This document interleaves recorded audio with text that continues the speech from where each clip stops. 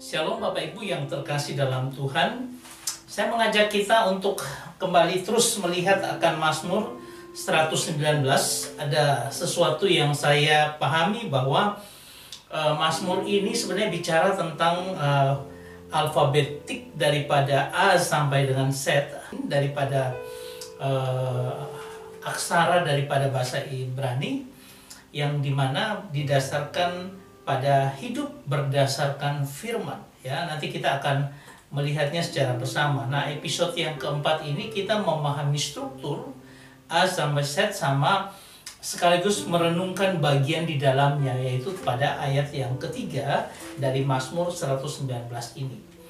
Coba kita lihat bahwa kalau kita lihat dari inspiration behind the skin, ini adalah setiap ayat daripada Mazmur ini sampai dengan ayat yang terakhir itu dimulai dengan konsonan yang sama. Jadi pada ayat yang pertama sampai dengan ayat yang ke-8 itu satu rumpun, dia akan dimulai dengan aksara Alef dalam bahasa Ibrani. Nah, nanti ada kebenaran-kebenaran yang Tuhan sampaikan di situ. Alef, Bet, Gimel, Dalet, He, Vav, dan Sayin. Kemudian yang terakhir adalah kalau kita lihat dari ini aksara daripada bahasa Ibrani, kita bisa melihat di sini sampai dengan Tav, ya. Jadi ayat 160 sampai 178 itu bicara tentang Taf, huruf Taf dimulai dan huruf Taf, yaitu doa akhir permintaan pengertian, keselamatan, dan bimbingan. Ya, ini yang kita akan lihat, tapi saya akan mengajak kita untuk memilih beberapa hal-hal yang penting yang bisa kita renungkan. Nah, coba kita lihat pada bagian ini, kita bicara tentang kejahatan atau apa yang disebut dengan iniquity. Kejahatan itu ada beberapa, atau dosa itu ada beberapa terjemahan yang bisa kita lihat. Misalnya ada yang disebut dengan iniquity, ada yang disebut transgression, atau dengan sin, ya, dosa. Itu bisa disebut seperti itu. Tapi coba kita lihat ada makna-makna tertentu daripadanya. Dalam Mazmur 119 ayat 3, ya, dikatakan yang juga tidak melakukan kejahatan. Kejahatan di sini iniquity, tetapi yang hidup menurut jalan yang ditunjukkannya. Ya, kalau pertama kita melihat berbahagialah orang, semua pakai huruf alef di depannya. Nah, yang saat ini kita melihat pada ayat yang ketiga, yang juga tidak melakukan kejahatan, tetapi yang hidup menurut jalan yang ditunjukkannya. Ya, nah, coba kita lihat dalam frasa bahasa Ibraninya seperti ini. Dikatakan Aplo pa'alu aflah bidrakaf halaku. Ya, dimana aplo itu dikatakan juga, yang juga tidak, ya. Ya, jadi also itu juga, dan tidak, lo tidak, ya. Not, ya. Nah, apa yang juga tidak? Berarti sebenarnya berbahagialah orang, tetapi ini negatifnya, yang juga tidak melakukan apa kejahatan. Kata pa'alu itu dari dedu, mereka melakukan. Dan ini adalah kal perfect, artinya apa? Mereka sudah melakukan. Ya, jadi mereka hidupi itu dalam kejahatan itu dalam kehidupan mereka. Ya. Dan apa yang Tuhan katakan aflah itu artinya bahwa dikatakan kejahatan itu pakai kata iniquity yang artinya kedurhakaan, karakter hati yang rusak, perbuatan kejahatan secara sadar, kerusakan moral yang mendalam. Jadi memang orang-orang yang orang jahat, orang fasik yang dikatakan seperti itu.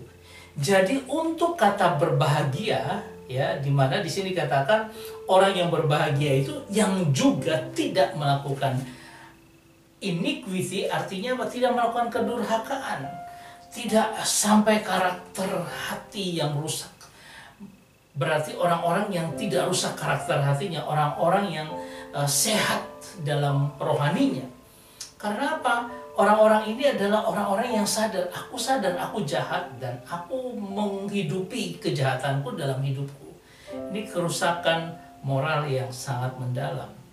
Lalu kemudian dikatakan tetapi ya, jadi karena ini tadi yang juga sekarang tetapinya bidrakaf ini adalah in his way, artinya di jalan-jalan Tuhan, di jalan-jalan yang Tuhan tunjukkan. Artinya apa? Itu berarti bahwa apa? Kalau kita sudah belajar dari ayat pertama dan kedua, dikatakan bahwa jalan itu apa? Firman Tuhan, Taurat Tuhan, itu yang ditunjukkan Tuhan.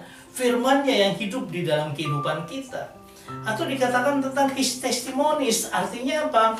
Kesaksian-kesaksian yang Tuhan tunjukkan di dalam kehidupan kita. Bagaimana dia begitu luar biasa, kasih setianya ajaib, keajaibannya dahsyat. Dia tunjukkan bagaimana menopang kita, menolong kita dalam seluruh kehidupan kita.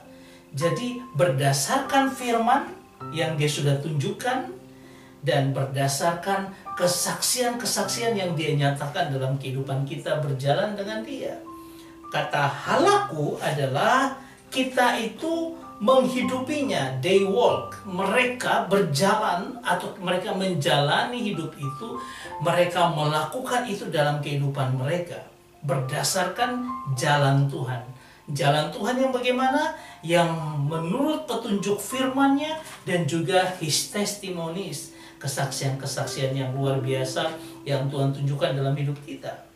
Dan ingat bahwa ini adalah call perfect, artinya apa? Orang yang hidupnya sudah berjalan di situ dan selalu berjalan di situ. Karena perfect, dia sudah melakukan itu dalam kehidupan, sudah selesai melakukan, akan berjalan di jalan yang Tuhan tunjukkan. Ya. Nah, saya mau tunjukkan ini bedanya. Kalau kita lihat gambar ini, kita bisa melihat apa itu iniquity yang dilakukan di sini. Kita bicara dari Yudas pasal 1 ayat 11. Celakalah mereka yang karena mereka mengikuti jalan yang ditempuh Kain, karena mereka oleh sebab upah menceburkan diri dalam kesesatan Bileam, dan mereka binasa karena kedurhakaan seperti Korah. Ya, saya menyoroti kedurhakaan Korah. Ya, apa yang dilakukan oleh Korah ini adalah dia menentang Musa. Keirian hatinya, jadi hatinya iri dengan kepemimpinan Musa yang menjadi sebuah jabatan yang luar biasa. Dia ingin mendapat jabatan itu karena dia dari orang Lewi, dia ingin menjadi imam juga seperti Musa misalnya, seperti Harun, ya, dan dia menentang akan Musa. Dia melawan firman Tuhan karena firman yang memilih Tuhan itu menurut berdasarkan firman yang dia sampaikan, dia memilih Musa dan Harun. Tetapi Korah menentang itu, artinya dia menentang firman. Dan kalau mau dilihat dari apa yang Tuhan tunjukkan, his testimonies, banyak kejadian yang waktu itu Tuhan tunjukkan bagaimana dia memimpin orang Israel, dan Korah tidak memperdulikan itu, hatinya terkorupsi, ya, di mana iniquity itu masuk dalam hidupnya, kedurhakaan, karakter hati yang rusak, hatinya rusak karena dia mendobrak akan kepemimpinan Tuhan melalui Musa. Perbuatan yang dia lakukan secara sadar. Karena apa? Dia benar-benar secara terang-terangan menentang akan Musa, menentang Tuhan sebenarnya. Nah, ini merupakan kerusakan moral yang mendalam. Saudara, ini yang harus kita hati-hati dalam kehidupan kita. Menjadi seorang anak Tuhan adalah apa? Kita tidak boleh melakukan kejahatan. Iniquity itu tidak boleh ada dalam kehidupan kita. Secara moral hidup kita harus baik. Kejahatan tidak secara sadar. Kalau kita melakukan sebuah dosa yang tidak sadar, yang kita lakukan secara kita tidak mengerti dan tidak secara sepenuhnya menyadarinya, kita melakukan hal-hal yang tidak berkenan pada Tuhan, kita datang minta ampun. Dan Tuhan berkata bahwa jikalau engkau mengaku dosamu, maka Allah akan setia dan adil dan Dia akan mengampuni segala dosamu. Ya, dan kita terus berproses untuk apa? Terus-menerus diperbarui supaya kita tidak jatuh dalam dosa yang sama terus-menerus, bahkan semakin intens. Tidak. Step by step dosa itu kita tinggalkan dalam kehidupan kita. Ya, sehingga Tuhan katakan orang yang berbahagia itu adalah orang yang apa? Yang tidak melakukan kejahatan, tetapi hidup yang dia jalani berdasarkan firman Tuhan, berdasarkan pimpinan Tuhan di dalam His testimonies, kesaksian-kesaksian yang Tuhan lakukan dalam kehidupan kita. Dan itu akan membawa kita merenungkan akan refleksi kita hari ini. Saya mau katakan refleksi kita pertama, masih hidupkah kita dalam kejahatan, kedurhakaan, karakter hati, moral yang rusak, atau hidup dalam manusia lama kita yang tidak memperdulikan Tuhan, tidak takut akan Tuhan? Saya katakan bertobat. Ya, jangan sampai kita jatuh dan semakin hari makin tenggelam. Tapi datang kepada Tuhan, mengaku dengan Tuhan bahwa aku mau meninggalkan iniquity, biar Tuhan memberikan kita kemampuan untuk bisa melepaskan diri dari kejahatan itu. Atau sudahkah saat ini kita menjalani hidup kita, menjalani hidup kita hanyalah berdasarkan firman Tuhan dan berpengalaman hidup dengannya? Saya mau menjalani hidup ini dengan apa? Saya mau jalan berdasarkan firman Tuhan.